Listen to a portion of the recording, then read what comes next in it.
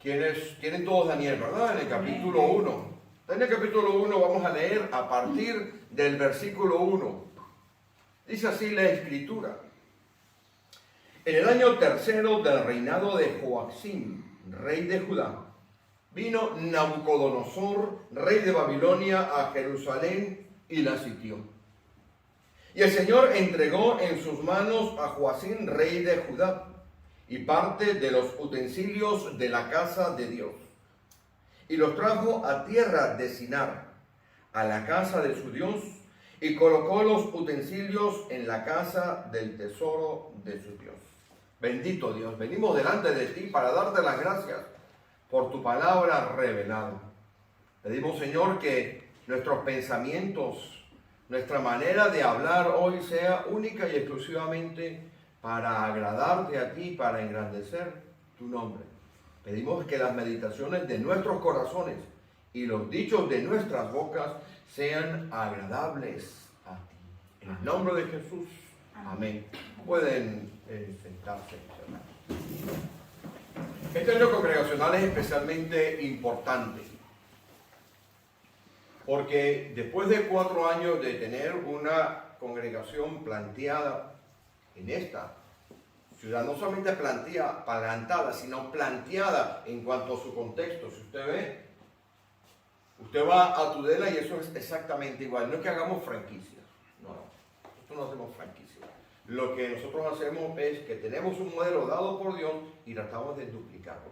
Y este año congregacional que inicia debería conducir a una eventual emancipación de esta iglesia.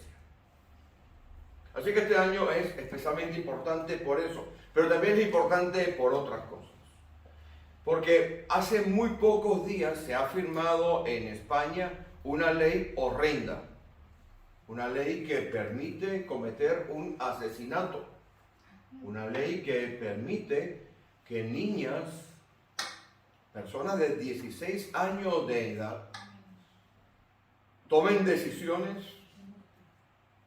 que son gravísimas desde el punto de vista de lo que es la moral humana y desde el punto de vista de lo que es la moral de Dios.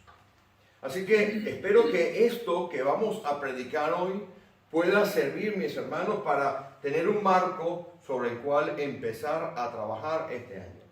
Esta historia de Daniel, seguro que todos la hemos leído. Esto sucede hace unos 2600 y tantos de años.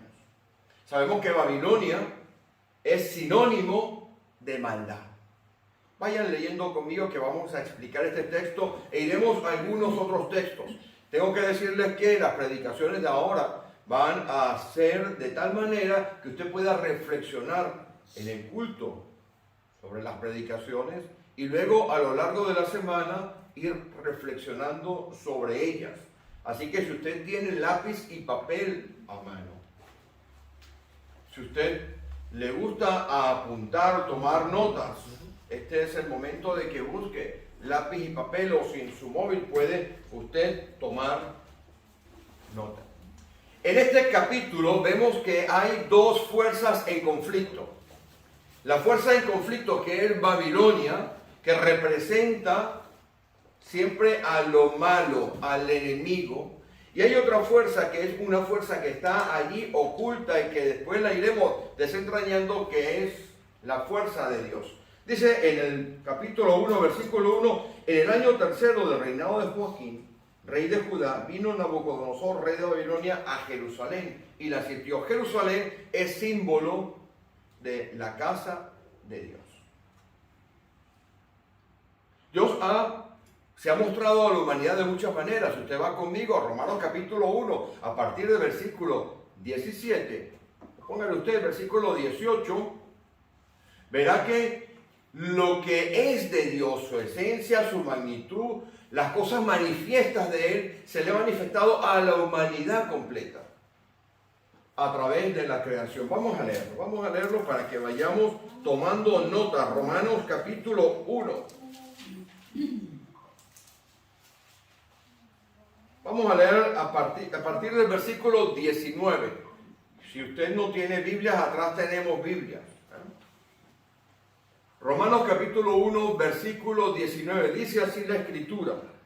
Porque lo que de Dios se conoce les es manifiesto. ¿A quién les es manifiesto? Les es manifiesto a los hombres que detienen con injusticia la verdad, es decir, a la totalidad de la humanidad, excepto aquellos que Dios llama su pueblo. Vuelvo al versículo 19 porque estaremos explicando la Escritura.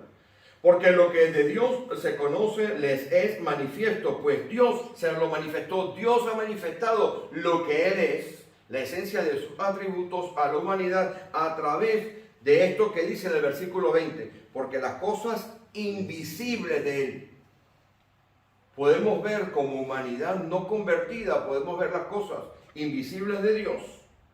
Ese eterno poder y su deidad, su capacidad de ser Dios, Él es Dios. Se hacen claramente visibles desde la creación del mundo y se pueden entender por medio de las cosas hechas. Ahora, esto es para la totalidad de la humanidad. Los que estudiaron Romanos con nosotros, hicieron el curso de Romanos, estuvimos mirando esto poco a poco, y detalladamente, pero para aquellos que son el pueblo de Dios, Dios se le ha manifestado de una manera diferente. Si usted va conmigo a Éxodo 13, verá las primeras manifestaciones de Dios cuando Dios empieza a sacar a su pueblo, que es el pueblo que estaba en esclavitud, lo empieza a sacar de Egipto. Vaya conmigo a Éxodo capítulo 13. Dice así la Escritura en el versículo 21. Se manifestó de una forma también visible.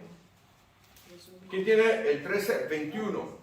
Y Jehová iba delante de ellos de día en una columna de nubes para guiarlos por el camino, y de noche en una columna de fuego para alumbrarles, a fin de que anduviesen de día y de noche. Tenemos por un lado Jerusalén, que es la casa de Dios, el lugar donde Dios escogió en el templo de Salomón colocar su nombre. Tenemos por otro lado que Dios era visible para los que no creen, y es visible para los que no creen, pero también es visible para su pueblo, y empezó progresivamente a mostrarse su pueblo, primero por esa columna de nube y de fuego, luego se muestra a través de la presencia de Dios en el tabernáculo. Éxodo 38, vaya conmigo a Éxodo 34, perdón.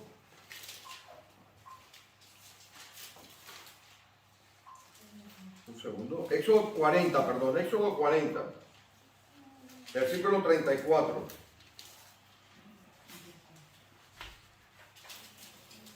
Éxodo 40, versículo 34, dice así la Escritura: entonces una nube cubrió el tabernáculo de reunión. Dios se manifestaba en el Antiguo Testamento a su pueblo de manera visible. En el versículo 34 del capítulo 40 de Éxodo dice: entonces una nube cubrió el tabernáculo de reunión y la gloria de Jehová llenó el tabernáculo. Era visible. Luego vuelve a verse esa presencia de Dios, la gloria de Dios, en Segunda de Crónicas, capítulo 7, cuando Salomón construye el templo y baja, versículos 1 y 2 del capítulo 7 del segundo libro de Crónicas, y baja la presencia de Dios. Entonces, tenemos que Jerusalén es el lugar en el cual Dios escogió no hacerse casa para Él, porque imagínense, Dios no puede ser contenido por la inmensidad, pero Él decide colocar su presencia, una manifestación visible de Él allí, en Jerusalén.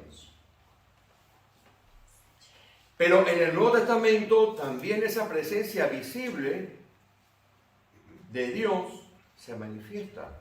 Y yo quiero que usted vaya conmigo porque vamos a ir desenredando esto. Luego iremos a Daniel y me tienen que seguir con muchísima calma. Si usted va a Efesios capítulo 2, versículo 22, si alguno tiene aquí la nueva traducción viviente, quisiera que la leyera en la nueva traducción viviente. Efesios capítulo 2, versículo 22.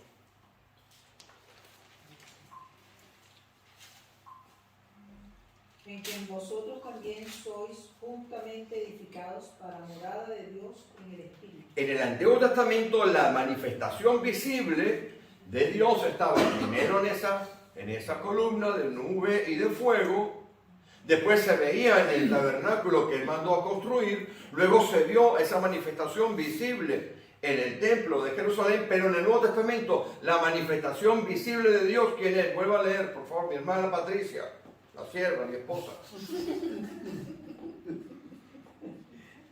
En quien vosotros también sois juntamente edificados para morada de Dios en el Espíritu. Si usted lee ¿tiene una traducción viviente usted? Léalo, por favor. Por medio de él, ustedes, los gentiles, también llegan a formar parte de esa morada donde Dios vive mediante su Espíritu. Entonces, usted y yo somos la manifestación evidente de la gloria y de la presencia de Dios. Pero pregunto, ¿lo somos? ¿Lo somos? Porque si usted vuelve conmigo a Daniel capítulo 1, veremos que Babilonia, es decir, lo malo, la representación del mal, va a sitiar a Jerusalén, el lugar en el cual estaba el nombre de Dios. Y eso es lo que hace el enemigo. Y este año congregacional usted no se sorprenda, porque el enemigo va a tratar de sitiarnos. Si usted sigue leyendo conmigo, verá lo siguiente. Mire lo que intenta hacer el enemigo. En el versículo 2 del capítulo 1 de Daniel, el enemigo quiere quedarse con todo lo que tenemos nosotros. El enemigo va a sitiarnos como representación viva de Dios. Si usted no está sitiado, mi hermano, mi hermana, es que está pasando algo que no es correcto en su vida. Lea el capítulo 1, versículo 2 conmigo. El enemigo quiere todo lo que usted tiene. Quiere arrebatarle todo, pero Dios está allí cuidando para que no se lleve todo. Miren lo que dice el versículo 2. Dice, y el Señor entregó en sus manos a Joachim, rey de Judá, y parte de los utensilios de la casa de Dios. Ahí está Dios protegiendo sus cosas, Dios protegiendo su legado. Pero en la actualidad y con esta ley que ha salido y con lo que está pasando en el mundo, Dios está alertándonos de que vamos a ser sitiados y cada vez más. ¿Y qué va a hacer el enemigo? El enemigo se va a meter por donde usted no se imagina. Babilonia va a entrar a sitiarnos por todos los lugares posibles. Nos está sitiando a través de las leyes. Estábamos hablando hace poco diciendo que cuando alguien se levanta aquí contra ciertas leyes, puede ser llevado a juicio e inclusive a prisión.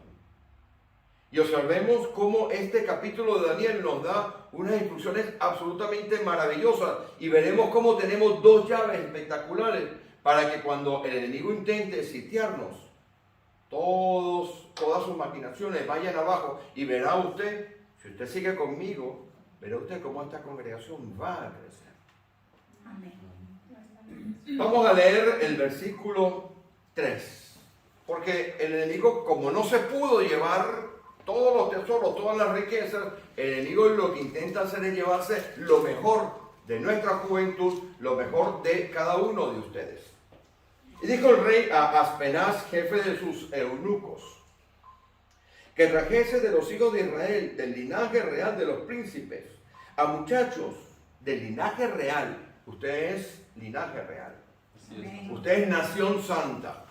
Primera de Pedro capítulo 2 versículo 9 lo dice. Usted es nación santa, pueblo adquirido por Dios, para anunciar las virtudes de aquel que nos llamó de las tinieblas a la luz admirable. Así que por donde usted se meta, tiene que saber que el enemigo nos va a sitiar. Nos sitió el año pasado. Hemos tenido un año muy complicado. Nos va a sitiar este año. Pero tenemos dos llaves espectaculares, más poderosas que las llaves nucleares, para poder vencer. Amén. Mira lo que dice el versículo 3. Y dijo el rey a Aspenaz, jefe de sus eunucos, que trajese de los hijos de Israel, del linaje real de los príncipes, muchachos en quienes no hubiese tacha alguna. Eran buenos, eran perfectos, irreprensibles, de buen parecer, enseñados en toda sabiduría, sabios en ciencia y de buen conocimiento, e idóneos para estar en el palacio del rey, y que les enseñase las letras y las lenguas de los caldeos. Mire, el mundo quiere reeducarnos. El mundo se nos mete en la congregación. Se nos mete por falsa doctrina. Se nos mete en la iglesia por predicaciones que no son correctas. Se nos mete porque en vez de estudiar la escritura, leemos libros que no tenemos que leer. Se nos mete porque en vez de servir en las cosas de Dios, pues si usted saca la cuenta cuántas horas pasa usted en Babilonia a la semana. Seguro que usted pasa en Babilonia mucho más de las 2 o 3 horas por semana que pasa en la iglesia, ¿no?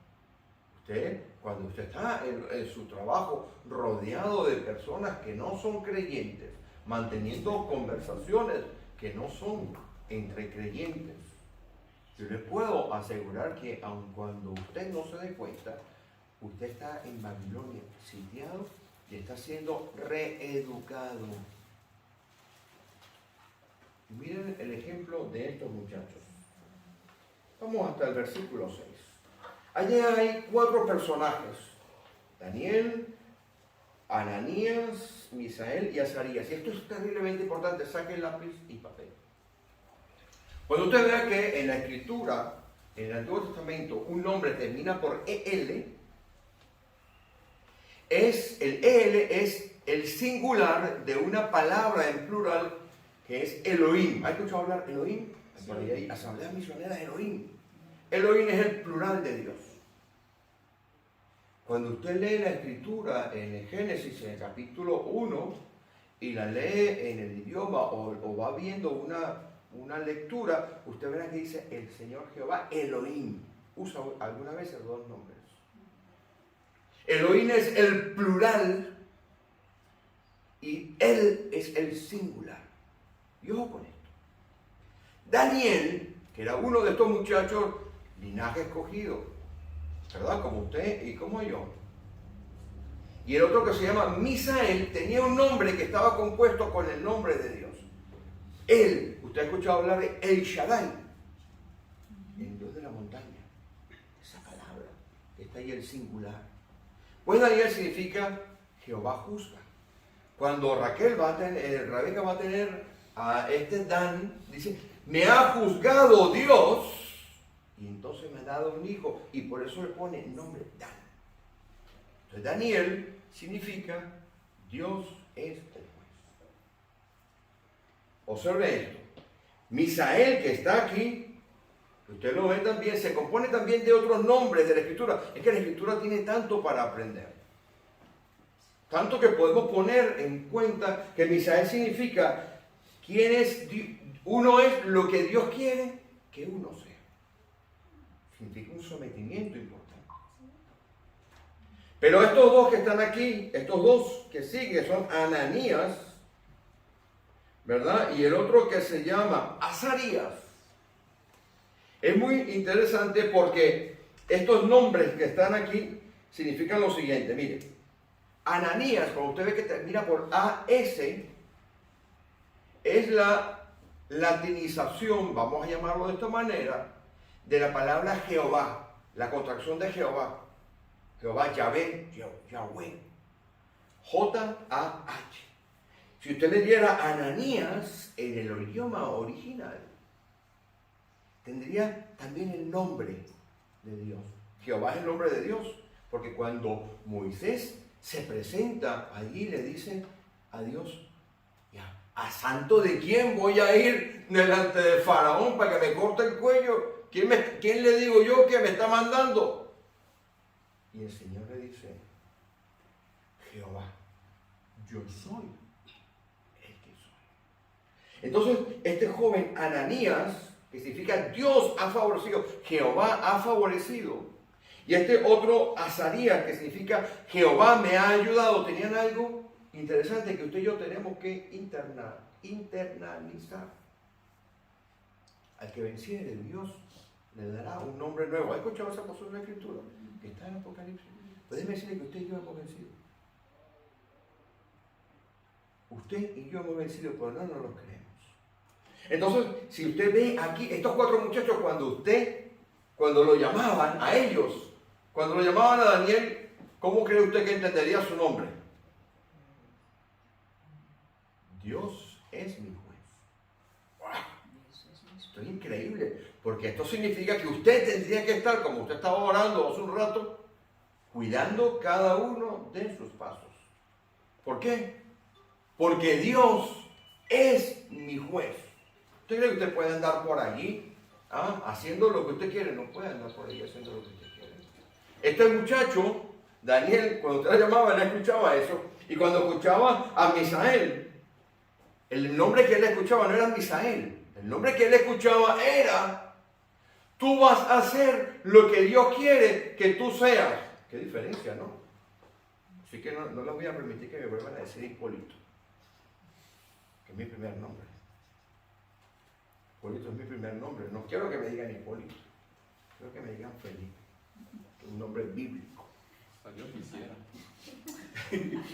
Y cuando cuando por ejemplo Azarías escuchaba su nombre, escuchaba Jehová, el nombre de pira de Dios. Porque usted ve, hay otros nombres, hay otro. Jehová, Jireh, hasta aquí me ha ayudado Dios, mi estandarte, perdón. Entonces cuando Azarías escuchaba su nombre, él escuchaba: Dios te está ayudando, Dios te ha ayudado. ¿Se da cuenta de todos los atributos que están allí? Y estos estaban metidos allí. Y estaba en Jerusalén, y llegó el malo, Babilonia, a sitiarnos. Y se nos llevó, y aún nos falta, bueno, ya hemos visto a Ananías, Dios ha favorecido. Y lo interesante es lo que acontece en la vida de Daniel. Vamos al versículo 8. Apúntelo. Daniel, ¿qué significa? Dios es quien me juzga. Miren lo que dice el versículo 8. Subrayelo, póngalo de color amarillo, haga lo que usted quiera, pero no se olvide este versículo. Y Daniel propuso en su corazón la sede del raciocinio, de los sentimientos, la sede de aquello que te convierte en persona a ti, de tu intelecto. Daniel propuso en lo más profundo de su interior, en su conciencia, en su corazón, en la sede de lo que él es, su característica, lo que le hacía contactar con su nombre, propuso no contaminarse. Él, ¿con qué se iba a contaminar? Con la comida. Él puso un límite material a un tema de orden espiritual. Ay, esto es interesantísimo aquí. Porque si usted va a Éxodo capítulo 38, yo se lo voy a escribir, dice el Señor que Él es un Dios celoso, que Él no quiere que nadie se contamine con nada, ni con fornicación, ni con idolatría, ni con comida, ni con nada. Ese era el versículo que estaba viniendo en la cabeza de este joven, Daniel, cuando escuchaba: oye Daniel, ten cuidado cómo andes, porque Dios es tu juez. Y entonces Daniel dice aquí, Daniel propuso en su corazón no contaminarse con la porción de la comida del rey, ni con el vino que él bebía. Pidió por tanto al jefe de los eunucos que no se le obligase a contaminarse. Entonces, vaya versículo a Éxodo 34 y lea por favor el 14 y el 15, porque va a ver usted allí la contaminación. De nada vale, mi hermana, mi hermano, que usted venga a la iglesia, reprenda a los demonios, reprenda la lengua mentirosa, reprenda todas las cosas que hemos leído también en el Salmo capítulo 15, que hablar mal de este, hablar mal del otro y tal. Reprendan todos los pecados que puedan haber. Pero usted no ha puesto un límite físico, como lo puso Daniel, a una realidad espiritual. Daniel se dio cuenta que por aquí se le podía ir o se les podía formar un problema. Lea el versículo, por favor, quien lo tenga. Éxodo 34, 14 y 15. Porque no te has de inclinar a ningún otro Dios, pues Jehová, cuyo nombre es celoso, Dios celoso es. Por tanto, no harás alianza con los moradores de aquella tierra, porque fornicarán en pos de sus dioses y ofrecerán sacrificios a sus dioses, y te invitarán y comerás de sus sacrificios. Es que esto más claro, quizás, no sé cómo explicar esto. Este muchacho, este joven, que cuando escuchaba su nombre, que lo habían puesto sus padres, cuando estaba tratando de ser reeducado por Babilonia, sabía en su interior que Dios le estaba observando y propuso su interior no contaminarse, así que tuvo que poner a una situación de orden espiritual, empezó a trabajarla por donde se tiene que trabajar, por la parte física. Ay, no, pastor, es que me echo un piecito de cuando. Es que el reggaetón, ¿cómo me tira el reggaetón? No, es que cuando escucho la salsa, el pastor, yo mire, por esta razón me cruzo. Aguanta. Usted puede reprender todo el mundo espiritual, pero si usted no empieza a poner límites en el mundo físico, no le va a llegar. Porque va a caer. Y como hemos predicado antes, vamos a venir para acá y vamos a rededicar nuestras vidas 20, 30, 40, cuando llegamos a la rededicación número 38, 50, ya tiramos la toalla. Porque usted en realidad no se está rededicando, usted ha venido, pero no ha hecho. Lo que tiene que hacer es poner límites en su vida física a realidades espirituales. Y usted no lo ha hecho, y yo no lo he hecho por una razón muy sencilla, porque no hemos internalizado las dos llaves poderosísimas que tenemos, que también son progresivas, así como Dios se mostró progresivamente al pueblo, a toda la humanidad a través de la creación. Al pueblo de Israel, primero en la columna, porque antes Abraham es otra cosa. El pueblo de Israel es una cosa y Abraham es otra. Al pueblo de Israel en la columna de nube y de humo y de fuego, luego se muestra en el tabernáculo, luego se muestra en el templo y a los creyentes por medio de nosotros. Y la pregunta que yo hacía era, ¿somos la representación de Dios? Porque progresivamente, y vayan conmigo, ya voy terminando, aquí vayan conmigo a Efesios. Interesante en Efesios cómo nos va enseñando las llaves que tenemos que tener. Si alguien busca Romanos capítulo 8 y lo apunta allí, el que lo tenga lo va a leer lo que yo le digo ahora. Porque como estamos siendo sitiados, no podemos perder nuestra identidad. Estos 4 jóvenes les cambiaron el nombre, pero no perdieron su identidad. La historia que más se desarrolla es la de Daniel. Estos eran 4 misioneros. Estos eran 4 personas que no importaba lo que le tiraran, no cambiaron su manera de pensar. Tenían las llaves también. Yo tomo conmigo a Efesios, en el capítulo 1 de Efesios. Usted verá que en el versículo 3 nos dice que nos bendijo en toda bendición espiritual. Miren la progresión que hay en Efesios. Versículo 3 del capítulo 1. Dice que nos bendijo con toda bendición espiritual. Yo le voy a decir que esa bendición espiritual. Si usted va allí mismo a Efesios, al capítulo 2, al versículo 10, esa bendición espiritual se perfecciona. Ahí mismo en Efesios capítulo 2, versículo 10, esa bendición espiritual se perfecciona, toma cuerpo, actúa, se materializa, cualquier nombre que usted quiera poner. Es una cosa que se llama obras preparadas de antemano. Cuando usted entra en el plan de Dios, cuando usted y yo entramos en el plan de Dios, esa bendición espiritual, no es que se gane la lotería. Eso no es la bendición espiritual. No es que usted vaya y raspe el cacharrito de la 11 y, uy, bendito Dios, Señor, si me das, mira, yo voy a dar para la iglesia. Eso no es. La bendición espiritual es que usted haga las buenas obras preparadas de antemano para usted, porque allí se empieza a ver la bendición suya y de los demás. Daniel y los muchachos lo hicieron. Es a Daniel. Daniel lo hizo. Él oraba. No le importaba nada.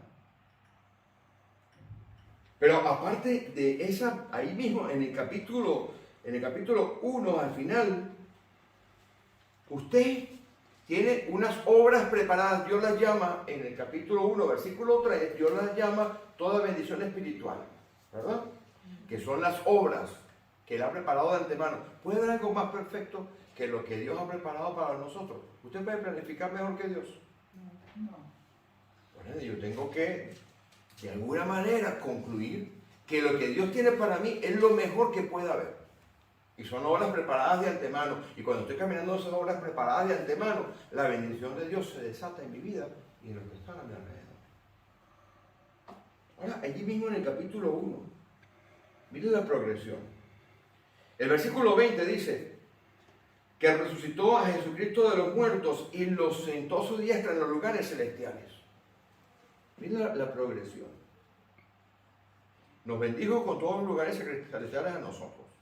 Sentó a Cristo en los lugares celestiales. Ahí están esa bendición espiritual, las buenas obras. Están en un mundo material, en un mundo espiritual, y se tienen que manifestar en un mundo material. Daniel entendió que lo que estaba en el mundo espiritual y el mundo material estaban conectados. Pero si usted va ahora conmigo, en el versículo 6 del capítulo 2, mire dónde está usted. ¿Dónde está? En los lugares celestiales con Cristo. Usted está sentado aquí en este mundo material, como estaba Daniel, pero a la vez usted está sentado ahí arriba, donde está el Señor Jesús y donde están las buenas obras preparadas de antemano, porque de allí sale del trono de Dios. Pero para que esto terminemos de cuadrar esta maravilla que hay aquí, observe lo que dice en el versículo 10 del capítulo 3. Mire la obligación que tiene esta congregación. ¿Quién me lo lee? Del versículo 10 del capítulo 3. ¿Quién lo lee con voz alta? Para que la multiforme sabiduría de Dios sea ahora dada a conocer por medio de la iglesia a los principados y potestades en los lugares celestiales. Esos lugares celestiales, ¿ustedes saben cuáles son? Pues mire, si usted va a Efesios en capítulo 6, usted verá que es donde se enfrenta Jerusalén, sitio de Dios, donde intersecta Jerusalén, el lugar de Dios, donde intersecta la iglesia, donde Dios ha elegido morar con Babilonia. Por eso es la gloria. Vamos bien, ¿no? ¿Me lo han entendido? Eso lo vamos a tener este año. Ahora le doy las llaves más poderosas que las llaves de Putin con la bomba atómica. Por ejemplo, ¿sabe que usted si quiere, Putin no puede levantarse una mañana y decir, me voy a cargar Europa? ¡Pum! Pulsa el botón, eso no es así. Y tampoco lo puede hacer Joe Biden ni el de Inglaterra. Eso tiene que estar dos de acuerdo. ¿Lo saben, no? Pues bien, vayan conmigo al capítulo 8 de Romanos. Fíjense, qué interesante cómo están estas llaves allí. Porque para que se manifieste el poder de Dios, esas obras vayan adelante, hay que cumplir una serie de requisitos. Usted tiene que saber que usted es hijo de Dios, que es linaje escogido, que es nación santa, que usted tiene una misión que le hemos leído en el capítulo 3 de Efesios, que es como iglesia anunciar, donde está la pelea en los lugares celestiales, pero también dice en 1 Pedro capítulo 2 versículo 9 que somos real sacerdocio, nación escogida, para llevar esa buena noticia. No podemos escaparnos, pero estamos sitiados. Y la iglesia no crece. Le hemos puesto límites en nuestra vida carnal a cosas que afectan la vida espiritual, como si lo hizo Daniel, que puso un límite en lo material a cosas que estaban en un orden espiritual. No me voy a contaminar. Propuso en su corazón no contaminarse. Sabía que Dios le estaba juzgando, ese era su nombre. Pero ¿sabe usted que en Corintios dice que toda nuestra obra va a ser pasada por fuego? ¿No sabe usted que todos compareceremos delante del tribunal de Cristo? Que aún de las palabras vacías que salgan de nuestra boca daremos cuenta. Es que no hay lugar más peligroso que la iglesia. Vaya conmigo a Romanos capítulo 8. Cuando uno de estos quiere pulsar el botón para que salgan los cacharros nucleares, tiene que haber otro por allá que a la misma hora, en el mismo lugar, le dé a la llave, clácata, clácata. Venga el código, el mismo código, porque si usted mete otro código no es. El mismo código que está allí. Y pulsa el botón al mismo momento. Mire, en este versículo que hemos pasado por él tantas veces, está la llave nuclear. ¿Vienen conmigo? Y con esto terminamos y después vamos a comer. Porque esta hora en que el Espíritu... falta la cena también. Esta hora, ¿qué se tiene que ir? ¿Usted? Esta es la hora en que el Espíritu está pronto, por la carne es débil. Así que vamos a finalizar aquí. Mira lo que dice el versículo 14 del capítulo 8. Esa es la doble llave. Dice así. Porque todos los que son guiados por el Espíritu de Dios, estos son hijos de Dios. Llave número 1. Usted tiene que acceder, porque Dios tiene la llave colocada, el código puesto y el botón listo para buenas obras, que ya las hemos visto progresivas, ¿verdad? Sentados en lugares celestiales, con Cristo Jesús, nos ha bendecido en todo lugar celestial y ha preparado buenas obras de antemano para que anduviésemos en ellas, y esas buenas obras preparadas de antemano están en un lugar celestial en el cual confluyen dos fuerzas que son Jerusalén, el lugar de Dios, que en este momento somos nosotros, la iglesia, porque Dios ha escogido que vivir y morar en cada uno de nosotros, y la sociedad que está afuera tratando de sitiarnos, de robarnos nuestras bendiciones y de robar nuestra misión. Pero Dios nos dice que tenemos que ir a llevar la luz del Evangelio a los lugares celestiales, y usted sale de allí, repartimos 40 tratados, 100, 200, 1000, y vienen y preguntan, ¿aquí dan comida? Eso pasa. ¿Por qué la iglesia no crece?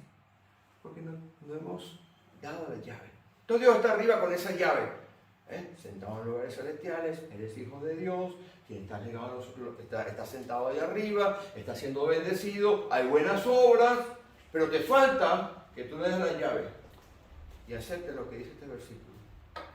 Acepte ser guiado por el Espíritu de Dios, porque cuando usted es guiado por el Espíritu de Dios, ¿qué dice el versículo? Que no me lo sé. Porque los que son guiados, estos son hijos de Dios. Pues mi hermano, mi hermana, cuando usted acepta, deja de lado sus planes, deja de lado su vida. Dios tiene ya el código puesto, la llave colocada y está esperando para dar el botón. Cuando usted acepta y usted le da la llave, mete el código y dice, Señor, voy a hacer lo que tú quieres. Él pulsa el botón al mismo tiempo usted y se desata el poder de Dios. Durante este año congregacional, usted tiene que poner límites físicos, carnales, morales, materiales a todo aquello que está afectando su vida en el reino espiritual. Porque usted está sentado ahí o no. Amén. ¿Está sentado o no? Amén. Amén. ¿Está sentado o no? Amén. Pues entonces hay que empezar a poner el código, porque este año viene la pelea. Amén. Vamos a poner en pie, mis hermanos. Vamos a terminar teniendo la Santa Cena.